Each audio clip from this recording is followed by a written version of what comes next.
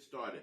I want to make sure that I use this platform because I think it's important for everybody that's listening to this radio station right now, everybody that's listening in the metro area. I think it's very important that we hone in, that we zero in, and we start looking in and paying attention to what our public officials are doing in this city. Jackson, Mississippi, we are an 84% Black city. And what is currently happening to us right now in the legislature, what is currently happening to us right now in the Mississippi Capitol, I think it's very important. I think everybody needs to be paying attention to it. I think in a lot of instances, what happens is that a lot of our legislators know that we don't pay attention to what's happening at that Capitol in session.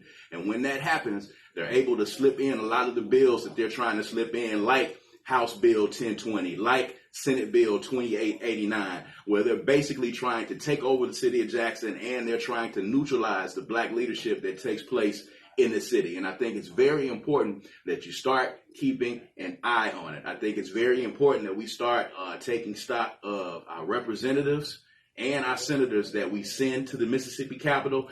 And we need to be paying attention to these bills that are presented. And we need to be paying attention to those public officials who drive into Jackson every session, because both of these bills that I'm talking about were created by legislators that do not live in the city of Jackson. House Bill 1020 looks to basically neutralize the Black leadership in the city. It also looks to only protect one area of the city. And this bill was introduced by someone who does not live in the city limits of Jackson, Mississippi. And you can't help the city of Jackson if you're not helping the entire city of Jackson. So any bill that only highlights and only focuses on one area of the city is something that we should not be accepting.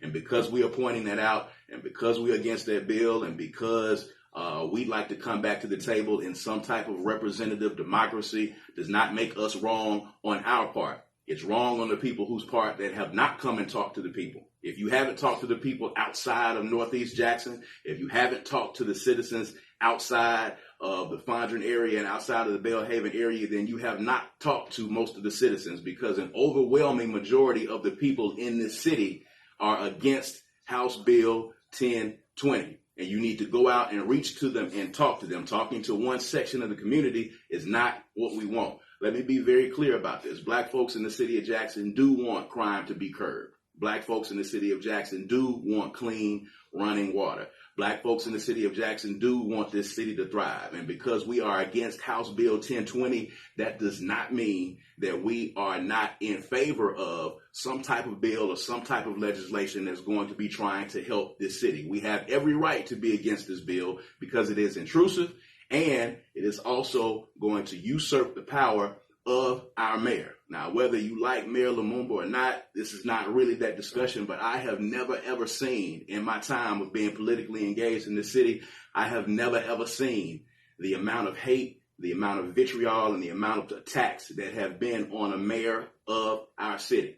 So you have to start beginning to ask yourself, why are these people so upset with the mayor of Jackson? Why are they so mad with the mayor of Jackson? Why are they so interested and so aggressive about trying to neutralize the power of the mayor of Jackson? These are questions that we need to start asking. And everyone, it doesn't matter what walk of life that you are on, everybody should be interested and involved in this process.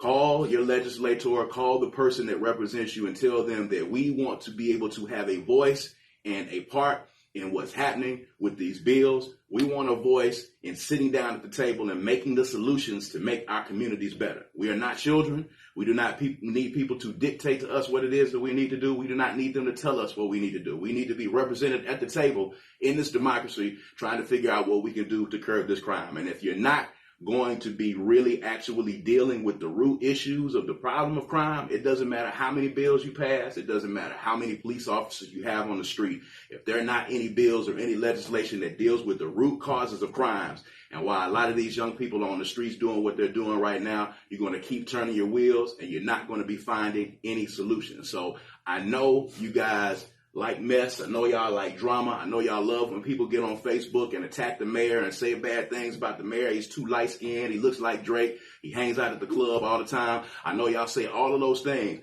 but at the end of the day, you got to understand that the reason that we are in the positions that we are in is because this administration and several past administrations before this have asked our state officials for assistance.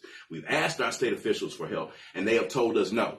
And then they want to come in and now offer this assistance, but they want to offer this assistance with the caveat that we not have any involvement in the way that our lives are going to be governed. You can't give increased police presence into one area of this city when the people of South and West Jackson for 6-7 years, when crime has been escalating, they have been asking, they have been begging at town halls and begging their officials for help. And then when y'all want to step in and give help, you give help to the area of the city that statistically has the least amount of crime. You guys better start paying attention, man, and seeing what's happening. Okay, I know y'all are concerned a lot with what goes on with City Hall, but y'all need to be concerned with what's going on in your legislature, with your senators, your state senators, and your state representatives, because that is where the power lies. You can't say that the city of Jackson is culpable without saying that the state of Mississippi is culpable as well. And really, I want somebody to tell me, what does the state of Mississippi do that's so good anyway? I've never seen them run any agency that well.